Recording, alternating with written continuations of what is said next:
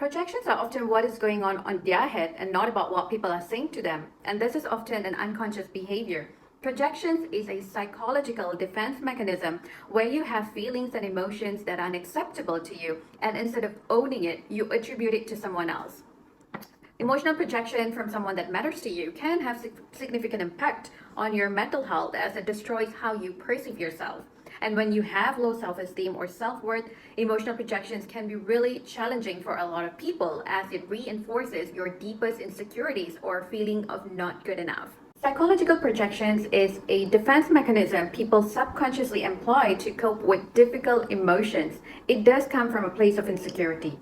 Emotional projections can be hard on those with childhood trauma or people who have either anxious or avoidant attachment style, because projections can evoke other unpleasant emotions like anger, frustration, inadequacy, or not feeling good enough. Now, these are some very common core wounding for those with childhood trauma. It requires a level of emotional maturity, self-confidence, and great communication skills to overcome these challenges and not take projections personally. Today, we are going to look at 5 steps that can be taken to deal with projections that I have done on myself, and it's worked a great deal, and I would love to share this with you, hoping that if you are currently trying to work on your healing, these steps might be really helpful to you. My name is Vina Raji and welcome back to my channel. This channel is dedicated to talking about childhood trauma, healing from childhood trauma, as well as narcissistic abuse. I have walked through my healing journey on my own without any professional intervention. And here I am today, happy to share with you on what I had done and everything that's worked for me, and hoping that this information would help those of you who are currently on your healing journey as well. Let's go. Number 1. Someone who is secure and confident within themselves won't have the need to criticize your choices or belittle you. Only insecure people do that. Make this your daily mantra to handle projections. Trust me, this is extremely important. If you have grown up in an environment where you were constantly criticized or invalidated, naturally projections is going to be very hard for you, and it's really difficult to not take it personally. So remind yourself that only insecure people do that. And let's look at what emotional projection can look like in a daily life scenario. For example, let's say maybe you like going to a specific cafe that you enjoy, and maybe you love the pancakes there. Well, I choose pancakes because I love pancakes. Now, this is how a secure person would respond. They would say, I've never been there, probably will check it out sometime. Or maybe they would say, I've tried that before, it was too sweet for my liking. Or they would also say something like, I'm not really into pancakes, so maybe it's not the best place for me. Now, that's how a secure person would respond. As you can see, the response is very neutral. There is no condescending, or there's nothing negative about their response. Now, how an insecure person would respond, it often comes with a bit of condescension. It would sound something like, oh, that place is so overrated. It's a waste of money and they are so inauthentic. I do go to this place. They have the best pancakes in town. You should go there instead of this place.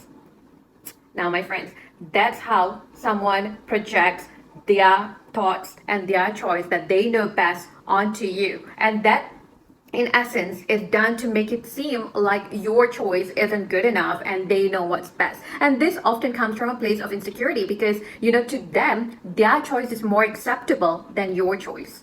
So this is where you need to constantly reaffirm this mantra in your head that only an insecure person would project onto me. Someone that is secure will know how to respect my choices and will not have a need to belittle my choices. Number 2, get crystal clear with your strengths. Take the time to acknowledge everything you're skilled at. Remind yourself all of your accomplishments and your good values, qualities that you appreciate. Acknowledging your skills will boost your self-confidence, and stop downplaying the things that you're good at. Wear it as a badge of honor. Now, this is something I have observed with a lot of people, including myself. A lot of times we don't take enough pride in what we are really skilled at, in what we are really good at. We tend to downplay our own capabilities and strengths. Get really confident. This is really going to elevate your self-esteem. And when you know what you're really good at and what you can actually contribute, this makes it easier for you to take a stand for what you believe in. And that way, you really know when to say when to take a stand for yourself when someone is projecting their own insecurities or beliefs onto you. This is going to go a long way, believe me. Learn to identify and accept your weaknesses. Now, let's get this right. Every one of us have weaknesses. We are all not born the same. We are all good at something else. We all have our strengths and weaknesses. It's important that you first learn to identify, and you need to accept your weaknesses and understand that you have other skill sets that you are really good at, and there are things that you may not be really good at. For example, maybe you can't cook, but you could be an excellent planner. You could execute plans really well. You are great at organizing something. So learn to identify your strengths and weaknesses and become accepting of it. This is really important, because what happens here is a lot of time we allow people to shame us for not knowing something. And if you have grown up in a household where you have not really been acknowledged, validated for the things that you do, if you've often received criticism, then this kind of things can be really painful. If you keep hearing people projecting and telling you about something that you're not really good at, using your weaknesses against you, it's going to be really hurtful. It's going to bring up a lot of core wounding. It can trigger your wounds. So in order for you to learn to deal with projections, you have to come to terms and accept that you have weaknesses. It's absolutely fine to have weaknesses. Now, for example, I am really bad at troubleshooting. Like, I'm really bad at tech in general. If someone tells me to do basic troubleshooting for my laptop or for my mobile, I would not be able to do it. I know that this is just not something within my capacity. So if someone were to shame me and go like, oh my God, you can't even do that, that is like so basic, I know how to respond to that and say, yeah, I mean, this is just not something I'm good at, but you know what? I am really good at some other stuff that, you know, you would probably not know how to do. So it's really about getting comfortable with yourself. So knowing your strengths and your weaknesses will actually help you to handle projections, and that way you really start seeing things for what it is. If someone is, you know, trying to impose something onto you, know that, you know what, that really isn't about you. That is about their own feelings and emotions, about what is acceptable to them. So remember this, and if you can work through identifying your strengths and weaknesses and getting really comfortable and accepting, this really is going to get you far. Take the time to truly learn and know about yourself. Everything you like about yourself. You will be surprised how many adults who don't really know their own value. This is so underrated. By understanding, you know, yourself, about what you really like, what you really dislike, who you really are, is going to help you to get more comfortable with who you really are as a person. For example, maybe you love spending time alone. You like going to the movies alone.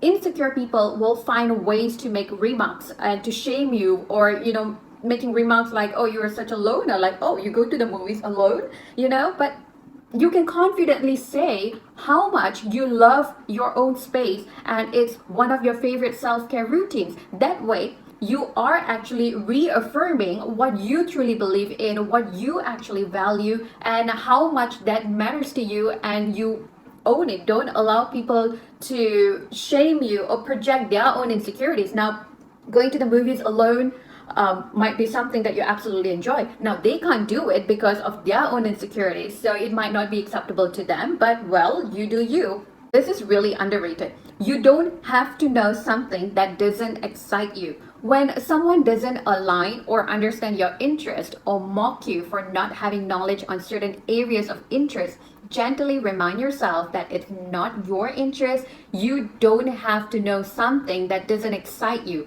We can all have different ideals, interests, and it doesn't make you any less intelligent. This is so important because we live in a time where people are constantly shamed for not knowing something because of the internet age. But you know, maybe I don't really enjoy poetry. So if you ask me anything about poetry, I am obviously not going to have any knowledge about it. It's just not my area of interest. So don't let someone make you feel that you are not good enough just because you don't know something that excites them or interests them. You have different interests, and you might probably just know so much more than what they would probably know about that specific topic. Now, these are some of the 5 steps on how to deal with projections. You have to apply these steps religiously. You have to integrate them in your daily lives and make it a daily practice. And it really gets to a point when you have integrated this in your daily life, you will no longer be able to take projections personally. If someone is projecting onto you, you're just going to feel like, okay, you know what, that really isn't about me, it's about the other person. Now, the key to healing is to work through your own negative self-talk and develop a strong self-concept. Some of the steps mentioned here can help you elevate your self-concept by accepting your strengths and weaknesses and truly getting to know yourself, your likes and dislikes. Seeing projection as a defense mechanism can help you to detach from the other person and learn to not take it personally. Now, if you enjoy this content, if you enjoyed this video, feel free to leave a thumbs up and hit the subscribe button, so that would help me to grow the channel. And do share this content to others who may find it useful. And I will see you again in my next video. Bye now.